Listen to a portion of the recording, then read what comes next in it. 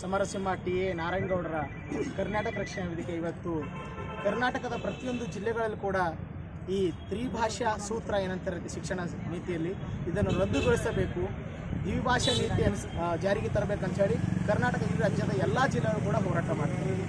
ಈ ತ್ರಿಭಾಷಾ ನೀತಿ ಅನ್ನುವಂಥದ್ದು 1969ರಲ್ಲಿ ಭಾರತದಲ್ಲಿ ಜಾರಿಗೆ ಆಯಿತು. ಈ ಜಾರಿಗೆ ಆದ ಸಂದರ್ಭದಲ್ಲಿ ಕೆಲವೊಂದು ಷರತ್ತುಗಳಿತ್ತು.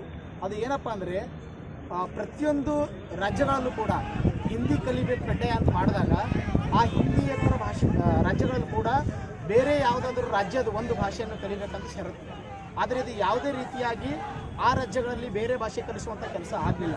ಆದರೆ ಕರ್ನಾಟಕದಲ್ಲಿ ಮಾತ್ರ ಈ ಹಿಂದಿಯನ್ನು ಜನರ ಮೇಲೆ, ವಿದ್ಯಾರ್ಥಿಗಳ ಮೇಲೆ ಒತ್ತಾಯಪೂರ್ವಕ ಹೇರ್ತಾ ಇದ್ದಾರೆ. ಇದೊಂದು ಷಡ್ಯಂತ್ರ ಅಂತ ಹೇಳ್ಬೋದು. ಯಾಕಪ್ಪ ಅಂದರೆ ನೋಡ್ಬೋದು, ಬೇರೆ ರಾಜ್ಯಗಳಲ್ಲಿ ಭಾಷೆ ಅಂತ ಬಂದಾಗ ತಮ್ಮ ಪ್ರಾದೇಶಿಕ ಭಾಷೆ ಮತ್ತು ಇಂಗ್ಲೀಷನ್ನು ಆಯ್ಕೆ ಮಾಡ್ತಾರೆ.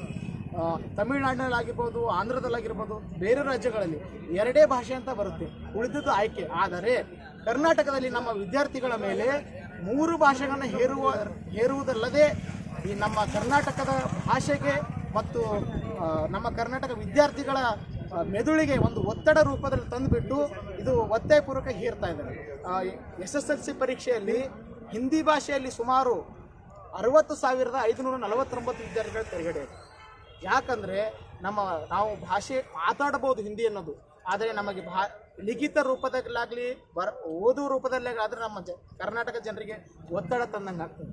ಹಾಗಾಗಿ ಬೇರೆ ವಿಷಯಗಳಿಗೆ ನಮ್ಮ ವಿದ್ಯಾರ್ಥಿಗಳಿಗೆ ಸಮಯ ಕೊಡದೆ 3 ಭಾಷೆ ನೀತಿ ಅನುಸರಿಸಿ ನಮ್ಮ ವಿದ್ಯಾರ್ಥಿಗಳ ಮೆದುಳಿನ ಮೇಲೆ ಮತ್ತು ಸಾಮರ್ಥ್ಯದ ಮೇಲೆ ಒಂದು ಒಡಲಿಪೆಟ್ಟನ್ನು ಈ ತ್ರಿಭಾಷಾ ಸೂತ್ರ ಹೇರ್ತಾ ಇದೆ.